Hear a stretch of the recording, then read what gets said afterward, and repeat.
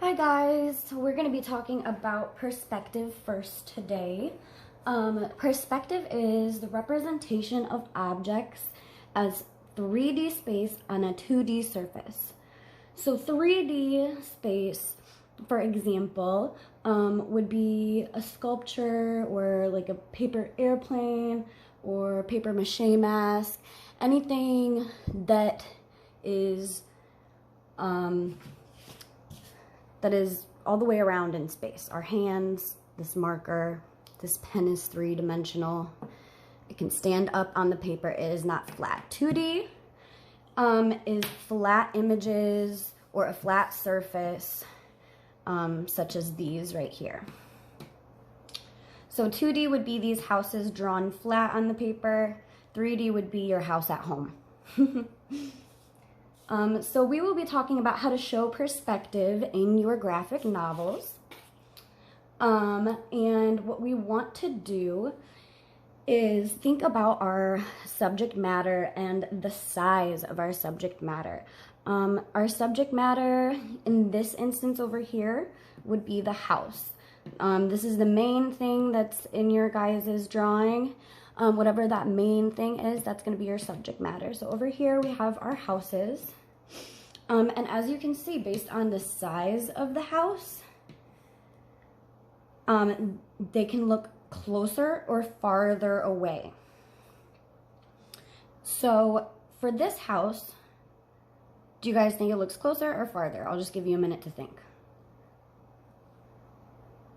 This one looks farther away because it's drawn farther back and smaller in space.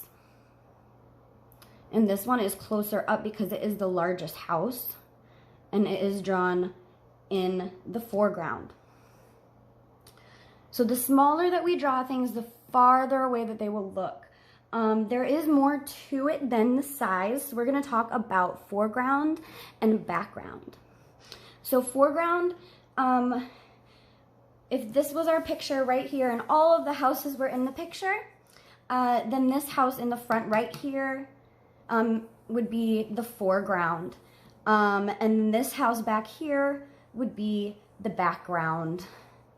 You might have a main focus in your artwork. Maybe you want everybody to look at this house over here, but maybe there's a cat in the background somewhere that's part of your story, and you just kind of want to have it in there. One thing you can do, instead of just putting the cat right here,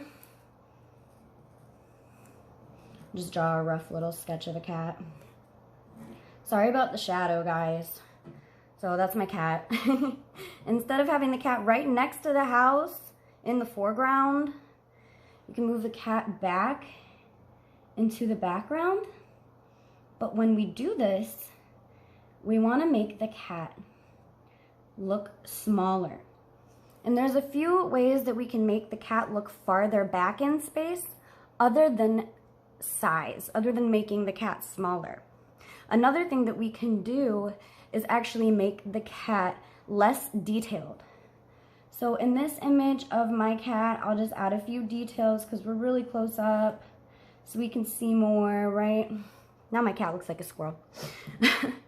So we can see the nose, face, arms, legs, tail in this. But when this cat's farther back, all we can really see is the shape of the cat's body.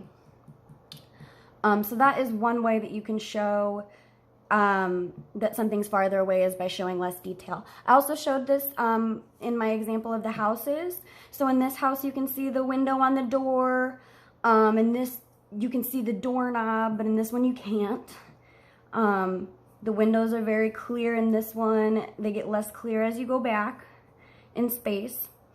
And then another way that I want to show you guys how to show perspective is through shading. So this cat back here can actually be a little bit darker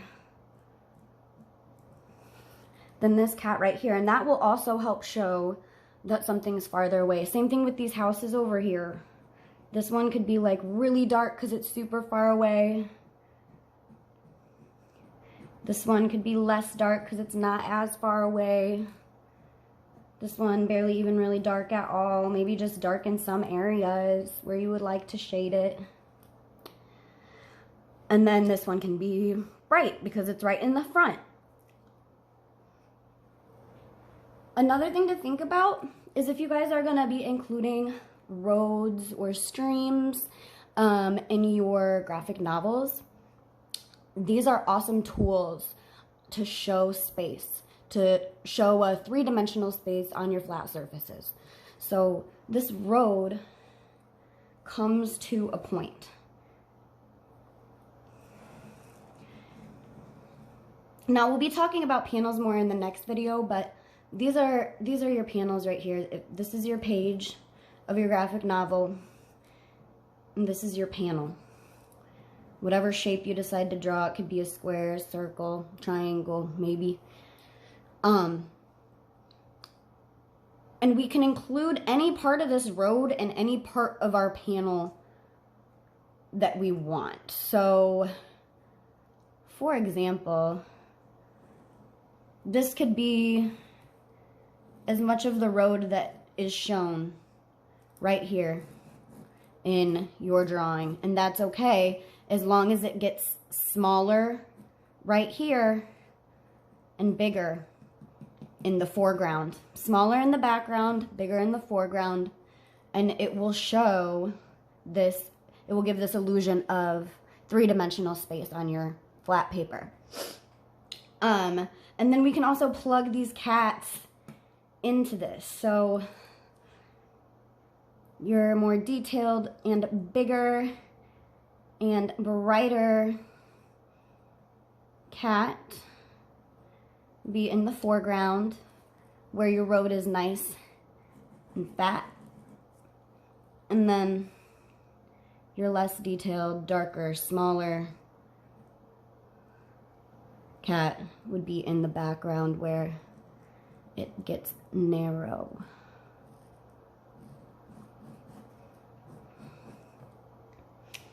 So that could be like one page of your graphic novel. You could also include more of the road if you want to, but this is just to show it doesn't have to come to a point. It can just get smaller in the background. And then the last thing for perspective that I wanted to talk to you guys about is our subject matter within our panels. So like I said, our subject matter is whatever the main thing is in our drawing. So let's use a dog, for example. So I'm going to make this dog in this picture look like it is far away.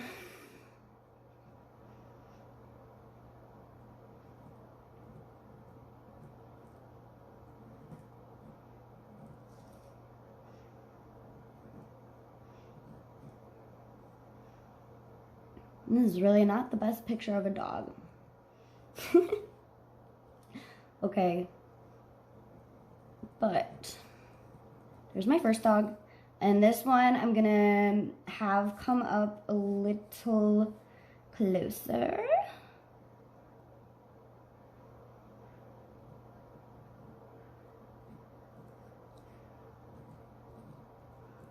And you can see more detail now that the dog is closer. You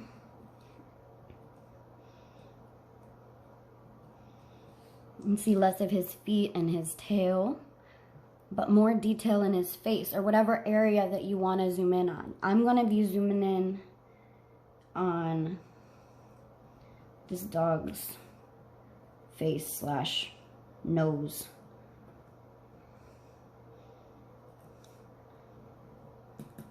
Maybe we've got a little bit of the whiskers going on there. Show some more detail in our drawing. Maybe both eyes don't fit all the way on the picture. And then we have a really close-up dog in this one, farther away and even farther. But as you can see, all of the panels that I drew, these ovals, are all about the same size. We can actually mix up the size as well. And this might help just give a certain effect to your graphic novel. A dramatic effect, especially for this bigger one. So if we put this dog, mostly this dog's nose, into the biggest frame out of these three, so these three are one group, these three are another group.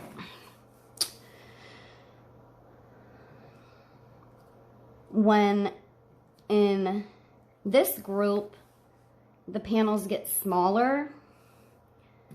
This panel right here with the biggest dog begins to look more dramatic since the panel size is growing along with the dog size.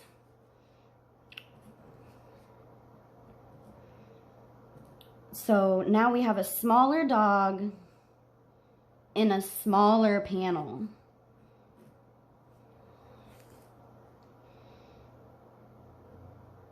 And you can do this the opposite way too.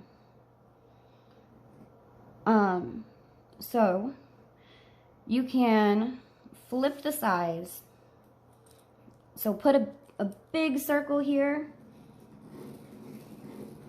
Flip the size of the panels. Put a big oval here with your small dog. And then a smaller one here with your bigger dog. And then an even smaller one so that it really zooms in on the nose. And that can actually also give off a dramatic effect. So whichever way you choose, I think that those are both good options. And that is all that I have for you guys today on perspective.